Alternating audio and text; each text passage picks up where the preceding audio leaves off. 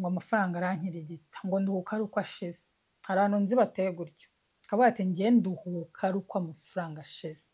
Uzi ko umwana wawe ashobora gukina urusimbi cyangwa amafaranga yose akayamarira mu biyobyabwenge nko kuguhana, guhana ababyeyi be, kubigumuraho. Ubwo bugira iyo ugiye kwaka inguzanyo muri banki kugira ngo utangire bizinesi yawe. Ese kubera iki wiyima ukabona akenda keza, ya guilty wumva mu mutima wawe yo kubona akenda keza ntukagure kubera ko wenda uri gusevingira ikintu runaka. Kwiyima bishobora kuba biterwa n'uko utikunda, utigirira icyizere. Kugundira amafaranga bishobora kuba biterwa n'uko wanyuzwe cyane ukiri mutoya.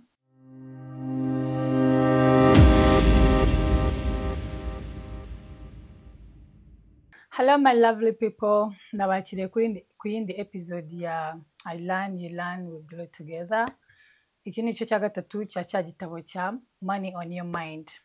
Nizere ko mwishimiye igice cya mbere n'icya kabiri kandi ko gake gake tuzagenda duhindura imyumvire yacu y'uburyo dukoresha amafaranga n'uburyo tuyabonamo. So uyu munsi turacyari kuri ya episode ya how our past experience influence our relationship with money, uko ahahise hacu harema umubano wacu n'amafaranga. Kandi uyu munsi ndashaka kurangiza iriya topic. So ndashaka ko tugendana kuri speed. Kuko uyu munsi ndavuga niruka. Ndashaka gucapurisha kuko nababwiye ko iyi topic yari irimo ingero nyinshi zitandukanye kandi nkumva zose ndashaka kuzivugaho, ariko naje kubona nakora video nyinshi cyangwa se nkakora video ndende kuri topic imwe. Ndavuga ni ngiye gukora video imwe isa nk'ari ndendemo gake muranyihanganira, ariko turangize iyi topic tubashe kujya ku yindi topic. Okay? So uyu munsi ndashaka ko tugendana vuba. Ndatanga ingero nyinshi zitandukanye kandi nizere ko ubashe kwisanga muri izi ngero. Well, uyu munsi tugiye kuvuga ku bwo bugira iyo ugiye gutera intambwe ngo ugure inzu cyangwa se ibyishimo, kuko hari abagira ibyishimo, hari n'abagira ubwoba bwo gutera iyo ntambwe. Ubwo bugira iyo ugiye kwaka inguzanyo muri banki kugira ngo utangire bizinesi yawe.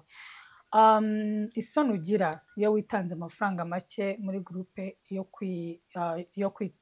yo gukotereza umushuti wanyu ufite ubukwe, cyangwa se urubanza ugira iyo witanze menshi azakugora kubona. Kuki wabaswe n'urusimbi nubwo ubizi neza ko urusimbi atari rwiza, ariko ukomeza usubire. Kuki amafaranga yawe uyamarira mu nzoga, kugurira inshuti yawe no kwinezeza. Ese kubera iki wiyima ukabona akenda keza, ya guilty wumva mu mutima wawe yo kubona akenda keza ntukagure kubera ko wenda uri gusevingira ikintu runaka. Cyangwa se kwiyima, hari n'umuntu wiyima nta mpamvu, nawe ubwo atazi impamvu yima, agashyira abandi imbere, we ntiyishyira imbere. Urubanza urwana narwo igihe cyose wisanga waguze imyenda cyangwa se inkweto cyangwa se iki utanakeneye, ariko ukisanga udashaka kwikontorora, wisanga igihe cyose wasohoye ayo mafaranga. Ibyo byose tugiye kubiganiraho. Well, igisubizo ni uko turi umusaruro w'ahahise hacu. Turi rezilita z'ahahise hacu. Uko twarezwe, uko twakuze, uko twiyumva, byose nibyo bitugira abo turi bo. Umwana, personalite y'umwana iremwa na wa mubyeyi wamuteruye akivuka.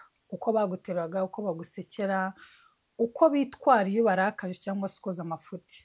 Ese baragutonganyaga bakagutuka muri ikigoryi igicucu ntawe kizigezaho, cyangwa umubyeyi wakureze yarakwicazaga akakwereka amakosa wakoze n'ingaruka zivamo, akabikubwirana n'urukundo n'ubugwaneza. Okay, of course turi Abanyafurika, rimwe na rimwe twarakubitwaga cyangwa se ukarakaza umubyeyi akaba yavuga nabi, ariko ntabwo ariko abantu bose barezwe nabi, ntabwo ariko abantu bose barezwe ku gikomando. Bamwe muri twe twarezwe gikomando, nanjye ndimo.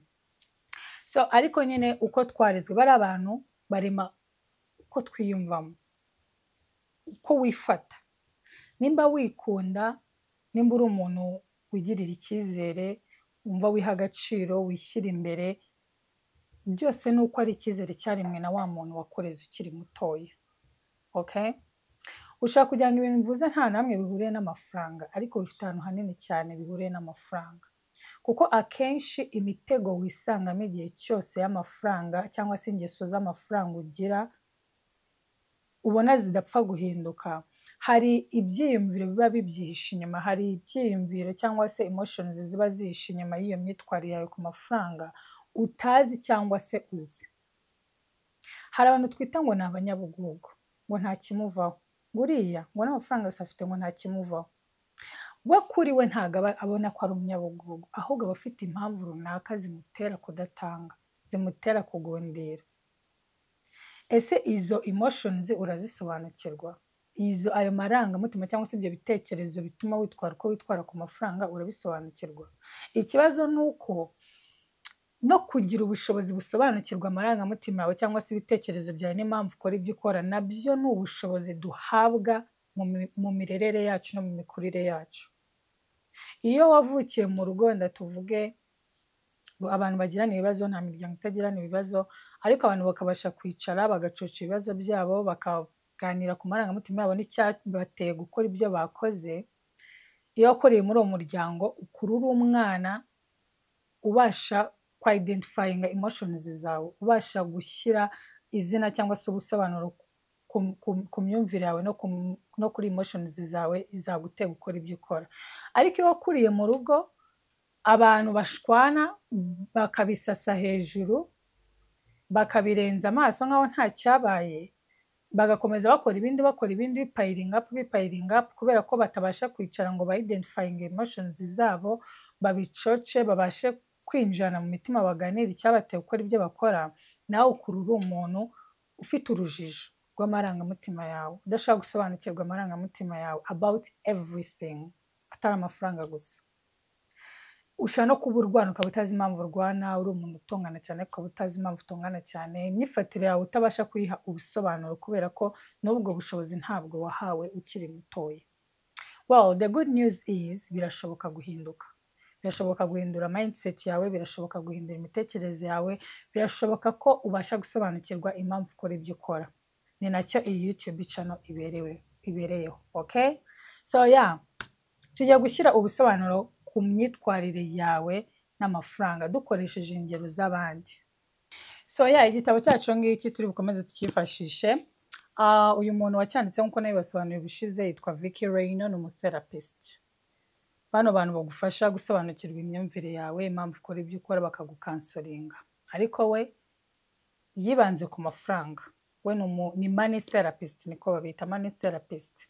Ntabwo ari ngombwa ko uri umukire cyangwa se uri umuherwe kugira ngo ujye kuri money therapist cyangwa se umvize inyigisho, kuko nawe ushobora kuba ubizi yuko ubikeneye, ushobora kuba utabizi kuko nawe ushobora kuba utazi ko ubikeneye nyamara ubikeneye. Anyway, bano iyo ugiye kubareba urabishyura. Ariko nyine ngewe mba nabibazaniye ku hano kuri YouTube channel. Which is why nimba wenda wumva inyigisho ntanga ari ikintu gishobora kugufasha cyangwa se ari umuntu gishobora gufasha, ushaka gukanda subscribe, ukanasharinga ku muntu, ku mugabo wawe cyangwa se umugore wawe cyangwa se murumuna wawe, anyone cyangwa se inshuti yawe utekereza ko ikeneye kwiga amafaranga n'ingeso zabo ku mafaranga. Yeah. Tugiye gutangira ku bakobwa babiri, umwe yitwa Francesca, undi yitwa Isabella. Francesca yakoraga muri marketing, ageze ku rwego rwiza kuri kariyeri yiwe, abibona yuko atanga umusaruro uhagije kuri company, ariko akabibona ko ahembwa amafaranga makeya, akabibona ko amafaranga bamuhemba n'akazi akora bidahuye, kandi akabibona ko bagenzi be bakora akazi nk'ake bahembwa amafaranga menshi, kandi anabizi neza ko mu zindi company abantu bakora akazi nk'ake bahembwa amafaranga menshi aruta yahembwa. Ariko gutera intambwe ngo ajye kwa boss we ajye kumusaba kumwongeza umushahara biramunanira burundu. No gushaka kandi kazi ngo ave muri ako kazi ajye gushaka kandi kamuhemba amafaranga menshi nabyo biramunanira. Agatinga stuck, agakora akazi kenshi ariko agahembwa amafaranga makeya. Arangije yegera uyu Vicky Reino, therapist wacu watwandikiye kino gitabo, ajya kumuganiza amuga ati mba numva ndi stuck, ntazi icyo gukora, bigenze gute? Bagiye muri background yiwe, hangani kugeza kubereka uburyo imyifatire ku mafaranga ishaka kugirana isano rikomeye naho waturutse n'uburyo warezwemo. Basanga uyu Francesca yarezwe na papa we na mama we, baba ari abana batatu. Papa we ari umugabo uhora agenda adahari, mama we yararetse kariyeri ye, yararetse akazi ke n'ibintu byose byamuhaga amafaranga n'ishuri rye kugira ngo yite ku bana. abakuza ku mishiha abacyurira igihe cyose icyo bavuze mwabyana mwe ukuntu abareze akazi kanjye nataye ntimushima igihe cyose agahora abacyurira ababyeyi nk'abo ngabo turabafite nanjye nigiye inkuru narize nk'uko mpora mbibabwira I learn you learn we grow together naje gusanga nanjye narimeze gutyo n'umuntu wenda ukunda gutonganya abantu cyangwa se nkabacyurira igihe cyose ushaka kwerekana ibyo wasakurifayisinze kugira ngo bafashe nza gusanga maze gusoma kino gitabo nsanga uko ababyeyi bacu badutonganya uko ababyeyi bacu baducyurira cyangwa se uko nanjye ncyurira barumuna banjye cyangwa se umwana bibaremamo ikintu cyo kumva ko badakwiriye cyangwa se batadizavinga ibyiza muri iyi si bikatuma bitakariza icyizere bikabaputinga down ndavuga ni ntabwo ari ngombwa ko amateka yisubiramo hari ikintu abarokore bakunda gusengera cyitwa ngo karande ngo bari gusengera za karande iyo uyitegereje usanga ituruka mu buryo twarezwemo kubera ko umwana iyo avutse aba ameze nk'ikibindi kirimo ubusa yuzuzwa cyangwa se avoma ibyo abona hafi ye ubwo iyo ni imico ababyeyi be bakora cyangwa se umubano we n'abakuru be cyangwa se n'abarumuna be imiryango abamo noneho haba hari amahirwe angana na 95% ko nakura azakora bya bindi bamugaburiye akiri mu busa noneho ugasanga ubuzima bw'uwo mwana arakuze bubaye nk'ubw'ababyeyi be nabo abana byaye kuko n'abari empty vessels nabo bakuzuzwa n'ibyo abahaye noneho nabo bakabaho bwa buzima na papa we n'ababyeyi be nabo babayeho ugasanga ubuzima buhora bwisubiramo busa bakabwita karande bakabisengera bagakandagira satani ngo barimo barasengera za karande gusenga ntabwo ari bibi no kubisengera ntabwo ari bibi ariko rimwe na rimwe guhindura imyumvire yawe guhindura imyitwarire yawe n'imico yawe byagufasha kurusha gusenga cyane gusenga ukongera no guhindura imyumvire yawe Francesca yakuriye muri urwo rugo mama we igihe cyose ahora amutura imishiha naretse kariyeri yanjye mwabana mwe muzanyica inyuro z'ababyeyi turazizi inyuro z'ababyeyi turazizi inshuti yanjye umbyara gucyurira ukagira ngo wamusabye kukubyara cyangwa ikindi kintu uyu mwana w'umukobwa Francesca yitakarije icyizere igihe cyose yagerageza gutera intambwe nkajya gusaba bosi kumwongeza umushahara kumva ntabwo wenda ari gusaba byinshi ntabwo abikwiriye use nibamyangire use nibantonganye kubera iki yakuriye mu rugo aho icyo asabye cyose kizana n'intonganya no kumwibutsa yuko basakurifayisinze byinshi kugira ngo bamukoze abaho gutyo Isabel ku rundi ruhande Isabella nawe nuko yari ateye gutera intambwe ngo ajye gusaba kongeza umushahara nawe byaramugoye kubera iki we yari yarakuriye mu muryango wahuje amafaranga n'ikibi iyo mindset abantu benshi barayifite cyane cyane mu Rwanda amafaranga abantu bafite amafaranga bayakura ikuzimu abantu bakora amafaranga uriya afite ikiyoka mu nzu amafaranga ni inkomoko y'ibibi byose abafite amafaranga barirata bariyemera baba abanyagasuzuguro yakuriye mu muryango uhuza amafaranga n'ikibi kandi ikindi umuryango we wamwerekaga yuko gushaka amafaranga menshi ari ikimenyetso cy'ubugugu muranyihanganira niba hanze hari urusaku I really don't have control over that uyu Isabella iyo yasabaga byinshi yari yakuriye mu muryango ugaragaza ko ugomba kunyurwa n'utwo ufite by the way imyumvire abantu benshi cyane mu Rwanda barayifite ngo hariya avuga ngo iki ngo nijye duke ngo ndyame kare ngo nijye duke ngo ndinde ngo agahanga kanjye something like that bagira utuntu tw'imvugo ngo rya dukeye washaka byinshi ngo ubwo ngo ubaye umunyabugugu ngo ubwo ngo urashaka gukora iki iyo yose ni imyumvire ituma umwana yitakariza icyizere ugasanga ejo hazaza abonye akazi bamukoresha agatunambwebwe ariko akabura imbaraga zitera intambwe ngo ajye gusaba umushahara itandukaniro riri hagati ya Isabella na Francesca nuko Isabella we amaze kujya muri therapist yaje gusobanukirwa impamvu atigira icyizere cyo gutera intambwe ngo ajye gusaba umushahara akwiriye aravuga ati hoya ngomba kumenya itandukaniro riri hagati y'ubugugu no gusaba ibyo nkwiriye. Ngomba kumenya itandukaniro riri hagati yo kuba ndi indashima no gusaba ibyo nakoreye nkwiriye. Atera intambwe ajya kwa bosi we amusaba amafaranga akwiriye kandi arayahabwa. So byose bihera ku cyizere wowe ubwawe wifitiye, ku buryo wibonamo. Nkunda kubwira abantu ngo ikintu kingejeje aho ngeze ahangaha ni confidence, bakagira ngo ndabeshya. Ariko njye ntabwo mbeshya, ngiye nigirira icyizere na perezida mubonye namusuhuza nkamubwira ibyo nshaka kumubwira, kandi ntabwo nabibura, kandi ntabwo namuva imbere abona ndi umukobwa w'ikigoryi. You understand? Icyizere, icyo bita kwigira icyizere, niyo waba uri mu bibazo bikomeye kandi ukigira icyizere ugatera intambwe.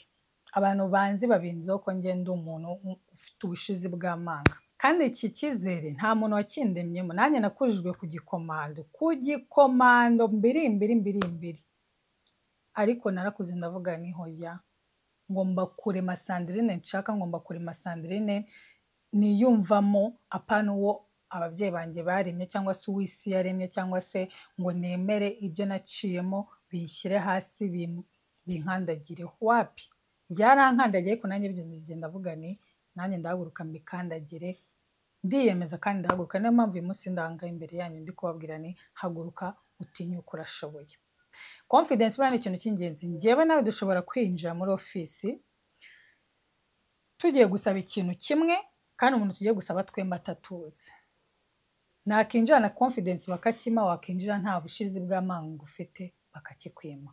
Confidence, ubushizi bw'amanga ni ikintu cy'ingenzi. Confidence ihindura ubuzima, ihindura byose. Urugero rwa kabiri ngiye gutanga twihuta ni urugero rw'umugabo witwa Michelle. Michelle yari afite ikibazo cyo gusesagura amafaranga, ahora abishwanira n'umugore we. Buri uko yasohokaga ngo ajye out n'abashuti be, yagarukaga nta mafaranga afite. Arangije aza muri therapy. Iyo nsohokanye n'inshuti zanjye tugiye gusabana, ntabwo mba napanze ko ndi bumare amafaranga yose mfite. Nisanga nayasohoye kandi ntayipanze. Biraba gutyo gusa. Nyine iyo turimo turanywa twenda kurangiza, nisanga nababwiye ngo bazane indi rawundi ndayishyura.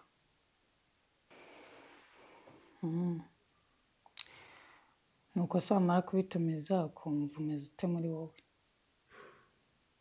5% mba numva nicujije impamvu mbivuze, ariko ikindi gice nkumva ku rundi ruhande nkumva ndaruhutse, mva ari nk'umutwaro ntuye,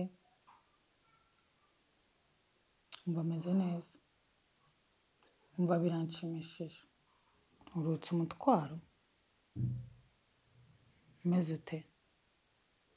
Nkaho nafite guhangayikira ko bari bunkunde, cyangwa ko bari bumbone, cyangwa ko babona agaciro kanjye, cyangwa ko bari bunyibuke, cyangwa ko nanjye bwumve, cyangwa nanjye nkumva nyine mfite umumaro imbere yabo.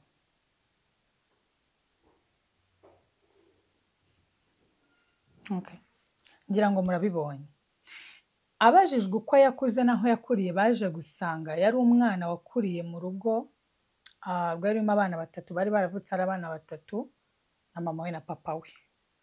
Mushiki we agakundana cyane na papa we, mukuru we agakundana cyane na mama we. We akabura hagwa, akabona hano mukuru we yibanze kuri mama we, hano mushiki we yibanze kuri papa we, wagasigaramo hagati. Igihe cyose akumva baramwibagirwa, we ntabwo bamubona, we ntabwo bamwibuka, bibanda cyane ku mukuru no ku mutoya, kuri mushiki we no kuri mukuru we. Okay? Ibyo bintu nagiye mbyumva kera cyane, ko buriya ngo abana bo hagati baba bumva babibagirwa cyane, ngo buriya bo ntabwo baba bumva ko bakunzwe cyane, bagendera mu kigari, ntabwo baba bazi iyo biva n'iyo bijya, nta affection ikomeye babahereza, attention nyinshi y'ababyeyi ku mwana mukuru no ku mwana uheruka.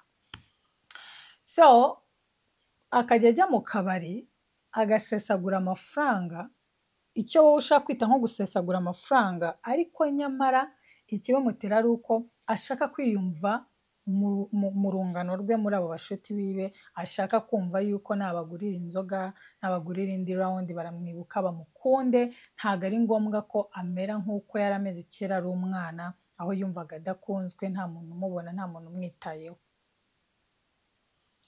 Gusohora amafaranga kuri we ni ikibazo kiri emotional, ni ikibazo kiri mu mutima, ni ikibazo arimo aragaburira wa mwana w'umuhungu wakuze yumva bamwibagirwa batamukunda. Wowe yataha nk'umugore ugatangira ugasakuza, wa mugabo we nta bwenge ugira, nk'ubwo ibyo ni ibiki, amafaranga urayamaze, ejo tuzishyura inzu, minerivare z'abana zirageze, wa mugabo we nta saving. Abagore ko dusakuza ariko abagore turasakuza, waduha certificate, waduha PhD mu gusakuza. But kuri we gusohora amafaranga biri emotional, ni ikintu yumvamo, ni icyuho ari kugaburira, ari kuzuza cyuriya mwana wakuze yumva yibagirwa. Uru ni urugero rwiza rw'umuntu usesagura amafaranga kubera ikibazo kidafite aho gihuriye n'amafaranga. Ni ukuvuga ngo kugira ngo atahe umugore amutonganye ngo ntabwo yabitekerejeho neza, ntabwo aba yakoresheje ubwenge asohora amafaranga, icyo akeneye ni uguhindukira akareba kuri ya marangamutima ye, kuri za emotions ze, kuri cya kibazo afite cy'uko yakuze yibagiwe, yumva ko bamwibagirwa. Kuko haba hari uburyo bundi bwo kudiringana na emotions zawe cyangwa se zo gukemura ibibazo by'amarangamutima yawe bidafite aho bihuriye no kwiyangiza cyangwa se kwibera inzitizi no kwangiza amafaranga. Ikibazo ni uko umuntu ateye mu buryo buri complex, mu buryo bugoye. Imana yaturemye mu buryo dufite umutima tukagira n'umutwe. Imyanzuro myinshi ufata cyangwa se imyanzuro yose ufata actually, imwe ituruka ku mutima ariyo marangamutima yawe, indi igaturuka mu mutwe wawe. Biratandukanye wenda no kutabizi. Tuvuge nk'urugero, nimba ufite umuntu mukundana, uwo muntu akaba akubabaza cyane, ukaba uguma muri iyo relationship kandi ubizi ko umuntu akubabaza, ariko ukumva nta mbaraga ufite zo guhaguruka ngo umureke, ukumva wafatiwe mu mutego, ntabwo ubona imbaraga zo kumureka, kandi ubizi neza ko bikugaragara imbere yawe ko nta future mufitanye, ubibona ko akubabaza ariko ukumva urashaka kuhaguma. Uwo ni umwanzuro ufata ugendeye ku marangamutima yawe, biba bivuze ko uwo mwanzuro uturuka mu mutima wawe. Ariko nimba umuntu akubabaje muri relationship, ugafata inzira ugahaguruka ukagenda ukamuboroka, ukamwanga, ukamukatinga off completely, kandi ukimukunda, ukimushaka, n'akababaro ukikumva muri wowe, uwo ni umwanzuro uba ufashe ukoresheje umutwe wawe. Michelle muri uru rugero ikibazo afite kiri emotional, ni ikibazo kituruka mu mutima we, ntabwo ari ikibazo cyo mu mutwe. Ariko iyo umugore wamutonganya amushinja ko adakoresha umutwe, ntabwo rero yakoresha umutwe amarangamutima y'umutima ataragira icyo akorwaho. Alright? Twihuta mfite urundi rugero rwa Steve. Steve yari umwana ukiva mu rugo agitangira ubuzima, arangije yari afite akazi kamuhemba amafaranga make, ariko afite na papa we umuha amafaranga make, ari amafaranga amugenera buri kwezi yo kwibeshaho. Arangije ahamagara uyu muserapist witwa Vicky Rain watwandikiye igitabo cyacu, amubwira ati ndashaka kuza muri therapist. Araza aramubwira ati njyewe nsesagura amafaranga mu buryo ntazi, nta nubwo mbasha gusobanukirwa impamvu nkora ibyo nkora, impamvu ngura ibyo ngura. Aramubwira ngo nk'icyumweru cyashize ngo naguze headphones ebyiri, headphones za ekuteri bambara gutya. Okay? Gute umuntu agura headphones ebyiri? Kubera ko headphone ikora ikintu kimwe, ntabwo ari ukuvuga ngo iki ngiki ikora gitandukanye n'iki ngiki ikora, bikora ikintu kimwe. Gute umuntu afite amafaranga akagura ibintu bibiri bikora ikintu kimwe? Yagaragaje ko mu gihe yakoranye nawe therapy byabatwaye igihe kinini kuvumbura impamvu Steve yakoraga ibyo akora, kuko yari ameze nkaho buri uko abonye amafaranga aba amukirigita. Hari imvugo ivuga ngo amafaranga arankirigita, ngo nduhuka ari uko ashize. Hari abantu nzi bateye gutyo, akavuga ati njye nduhuka ari uko amafaranga ashize, cyangwa se ukumva umuntu abivuga ati uriya mwana wanjye aruhuka ari uko amafaranga ashize, akiyafite mu mufuka bamukirigita gutya. Bishobora kumvwa nk'imvugo isekeje, ariko ntabwo bisekeje, haba hari impamvu, kandi ugomba gutahura iyo mpamvu ukavanayo ibitekerezo byawe. So ngo byaratinze aza kumubaza ati se iyo amafaranga ashize, kuko ngo yayamaraga mu cyumweru cya mbere, bakiyamuha 1 week ahita agashira. Ngo aramubaza ati se iyo amafaranga ashize bigenda bite? Undi aramubwira ati iyo ashize mpamagara mama wanjye ngo ampe amafaranga. well, igisubizo kirabonetse. Yihuta kuyamara kugira ngo ahamagare mama we amuha amafaranga. Kubera iki? Niyo mpamvu yamuteraga kwimara amafaranga. So it turns out that Steve, ababyeyi be bari baratandukanye a decade ago. Imyaka 10 yari ishize ababyeyi be baratandukanye, ariko yarabanaga na papa we, ari we nshuti ye, ari we bakorana cyane. Mama we yaragiye yaranashatse n'undi mugabo. So kwimaraho amafaranga byari uburyo unconsciously akora. Unconsciously ni ibintu by'ibitekerezo bikuba mu mutwe ariko utazi uko bikubamo, somewhere deep in your head, biyama ariko utabizi ko ari byo bigutera gukora ibyo ukora. Unconsciously yimaragaho amafaranga kugira ngo abone uko avugana na mama we, ngo kuko we na mama we bahuzwaga n'amafaranga gusa. Bwari uburyo bwo kugira ngo avugane na mama we, kumva ko mama akimwitayeho, kumva ko mama we ashaka no kumva n'ijwi rye. Iyo longing cyangwa se lack of mother's love, kubura urukundo rwa mama we, bikamutera mu mutima we kwimara amafaranga kugira ngo basabone impamvu yo kumuvugisha, namuhereza amafaranga kuri we biba bisa nk'ari ikimenyetso cy'uko mama we akimukunda, yuko mama we akimwibuka, yuko mama we akimuzirikana. Iyi ni impamvu imutera gusesagura amafaranga ariko idafite aho ihuriye n'amafaranga. Obviously. Nawe uyu munsi ushaka kwibaza uti se ni iki kigutera gusesagura amafaranga? Ni iki kigutera ubugugu?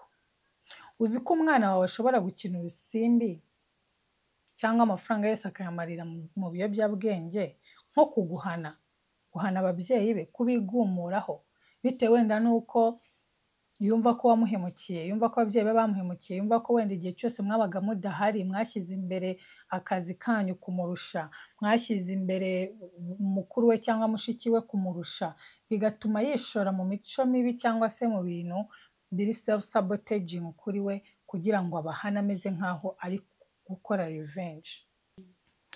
Gusesagura amafaranga bishobora kuba bifite aho bihuriye n'uburyo ushaka ko sosiyete ikubonamo. Kugundira amafaranga bishobora kuba biterwa nuko wanyuzwe cyane ukiri mutoya, bikaba bigutera kumva ko umuntu wese ugize icyo gusaba cyangwa se umuntu wese ukwegereye hari icyo agushakaho cyangwa kwagushaka amafaranga yawe, ukaba wifata kubera icyo kintu. Kwiyima bishobora kuba biterwa nuko utikunda, utigirira icyizere, wowe ubwawe utikunda nk'umuntu, cyangwa se ko wakuze abagukujije batakwereka yuko uri umuntu ufite agaciro cyangwa ibitekerezo byawe batabiha agaciro. Kubatwa n'urusimbi nk'uko maze kubivuga bishobora kuba ari uburyo uri kwihorera ku babyeyi bawe utekereza yuko bataguhaye urukundo ruhagije. So tugumane kugira ngo dukomeze kwiga aho njye nawe dukura imico cyangwa se umubano twaremye ku mafaranga. Kandi niba wumva izi topic ari ikintu kigufasha, ushaka no komeza kuziga, ushobora gukanda subscribe cyangwa se ugasharinga n'inshuti zawe cyangwa n'undi muntu ushaka ko yumva inyigisho nk'izi ngizi. Topic ya mbere, how our past experiences influence our money, ndayirangije. Nzagaruka twinjira muri topic ya kabiri. Topic ya kabiri zaba yitwa overspending and its many drivers, gusesagura n'impamvu yabyo.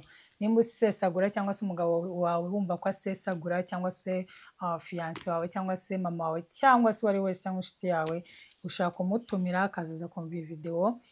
I think ko nzakoramo video imwe gusa muri iyi topic ya kabiri, gusesagura n'impamvu yabyo. Kuki usesagura? Kuki utifata ibonye akenda keza? Kuki iyo ugiye mu isoko udashaka gutahana n'ijana ahubwo ukaguza na transport ikugarura mu rugo? WhatsApp wagwan, where is it coming from? What is its driver? And we shall unlock it. Awaken your thoughts. Bye bye.